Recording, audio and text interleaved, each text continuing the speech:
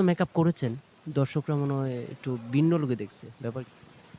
আমি আজকে অনেক মেকআপ করেছি। আমি আজকে নরমাল এবং সিম্পল এবং খুবই পরিমিত মেকআপ করেছি এবং বাকি যারা করে তারা তাদের মতো করে করে। সবারই স্কিল সুন্দর, সবার মেকআপ স্কিল সুন্দর। সবাই আরো ডেভেলপ করে, ডেভেলপ করছে। সবাই সবার মতো। মেকআপ ছাড়া আপনাকে কেমন লাগবে? আমি মেকআপ ছাড়া আরো সুন্দর। হ্যাঁ। ইন্টারভিউটা আমি দেখি ভাই এটাতে সমস্যাটা আপনার একটা প্রত্যেকটা ইন্টারভিউতে দেখি একটা মেয়ে আপনাকে কমেন্ট করে।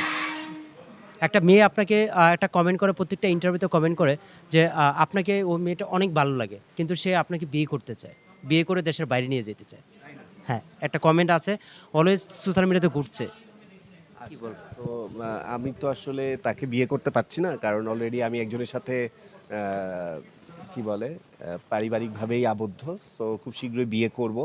সো আমি তো তাকে কথা দিয়ে ফেলেছি। এখন তো আরেকজনকে বিয়ে করা। অবশ্য ভক্তরা পাগলামি করবেই। ভক্তদের ভালোবাসা আমার ভালো আপনি কাজে বিয়ে করলেও সে বিয়ে করবে। আপনাকে ছাড়া সে বিয়ে করবে না।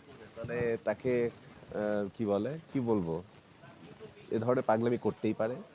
আমি তাকে নিয়ে কোনো কিছু বলার নেই। তার জন্য আমার অনেক ভালোবাসা রইল। আচ্ছা। কতটুকু ভালোবাসা? তার প্রতি আমার অনেক ভালোবাসা রইলো। আমি তার এই ইমোশনকে আমি কদর করি এবং তাকে অনেক ভালোবাসা। কিন্তু সবকিছু পৃথিবীর সব চাওয়া, সব ইচ্ছা তো আর পূরণ হয় না। সবকিছুই হতে হবে এমন কোনো কথা নেই। কিছু, কিছু জিনিস তো অপূর্ণ থেকেই যায়। সো আমরা যা চাই তা কি পাই? আমি যা চাই তা পাই? তো যে সবকিছু চাইলেই পেতে হবে বা সবকিছুই আমার মন মতো করে হবে এটা ভাবাটা ভুল। সো যে ধরনের আমাকে চায় বা এই ধরনের বিয়ে করবে, বাইরে নিয়ে যাবে, তার উদ্দেশ্যে বলব যে ভালোবাসা ভালোবাসার জায়গায় ভালোবাসুন। যেটা আপনার সাথে বাস্তবতার সাথে যায় এবং আমার সাথে পক্ষে যায় সে ধরনের ভালোবাসুন। সেটা কাজে দেবে। আমারও আপনার জন্য অনেক ভালোবাসা রইল। আইজ পর্যন্ত কয়টা মেয়ের প্রেমে ছ্যাঁকা খেয়েছেন আর কয়টা ছ্যাঁকা দিয়েছেন? একটাও ছ্যাঁকা খাই নাই, একটা ছ্যাঁকা দেইও নাই। কারণ আমি এসব প্রেম প্রীতির মধ্যে আমার লাইফটা ছিল না।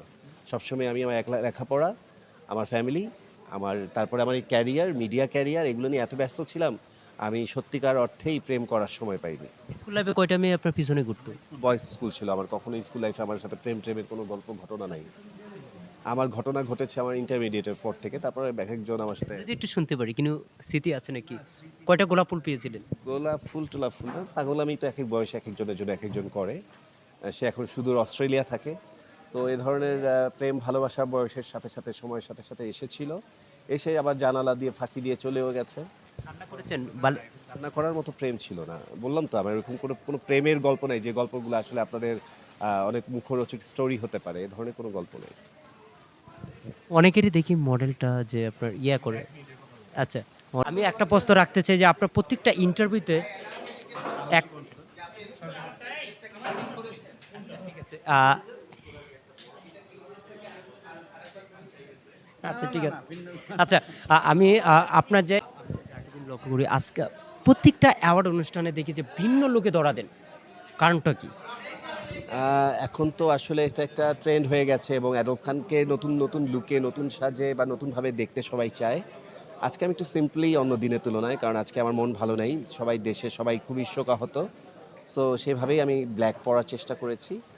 আর চেষ্টা করি সবসময় একটু ডিফারেন্ট ভাবে যেতে। কারণ আমার অডিয়েন্স, আপনারা, আমার সমস্ত ভাই-বোনেরা, আমার দর্শক সবাই আমাকে একটু ভিন্ন, ভিন্নভাবে দেখতে চায় এবং অপেক্ষায় থাকে যে আজকে আরব খান কি পড়বে। সো সেই কারণে আমি একটু ভিন্নভাবে একটু চিন্তা ভাবনা করেই পড়ে আসি আরকি। অনেকেই প্রশ্ন নিয়েছে। অনেকেই প্রশ্ন করে যে প্রাইস কত? এইটা করে, ওইটা করে। কিন্তু আমি কিন্তু সময় করি নাই। আপনার যে জিনিসটা পড়ে আছেন একটু প্রাইস কত? আমি একটু শুনতে পারি। না, আমার আসলে এইসব ড্রেসের আজকে প্রাইস খুব একটা না। আর প্রাইস নিয়ে কথা বলব না। কারণ প্রাইস নিয়ে কথা বলাটা এটা একটা বাজে একটা ট্রেন্ড বা বাজে একটা তর্ক-বিতর্কে পরিণত হয়েছে। এটা কেউ ভালো বলে না। এই প্রশ্নগুলোর পক্ষে কেউ ভালো কথা বলে না। সো আপনারা আরো সুন্দর, সুন্দর প্রশ্ন করতে পারেন। আরো অনেক গঠনমূলক প্রশ্ন করতে পারেন। যে প্রশ্নগুলো আমাদের যে কথাগুলো বা যেই শব্দ বাক্যগুলো দর্শক শ্রোতা শুনবে এবং মুগ্ধ হয়ে শুনবে এবং সেটা একটা ভালো মেসেজ দিবে সমাজে। আপনারা এই জামা কাপড়ের দামের এই প্রশ্নগুলো থেকে বেরিয়ে আসুন। আপনাদেরকে আমি অনুরোধ করছি। আমি তাদের সাথে যোগাযোগ করার চেষ্টা করেছি। একটা জিনিস দেখেছি যে আপনারা যারা তারকা আছেন যেমন সাকিব ভাইকে দেখেছি যেদিন বিমান দুর্ঘটনা ঘটেছে স্ট্যাটাস দিয়েছে। অপু থেকে বুবলি থেকে শুরু করে আপনারা যারা তারকা আছেন সবাই কিন্তু স্ট্যাটাসটা দিয়েছে। ফেসবুকে প্রতিবাদ করেছে। দিয়েছি। আমার অনেকগুলো পোস্ট এবং পোস্টগুলো প্রত্যেকটাই খুবই সময়োপযোগী এবং খুবই আ উম আ বস্তুনিষ্ঠ।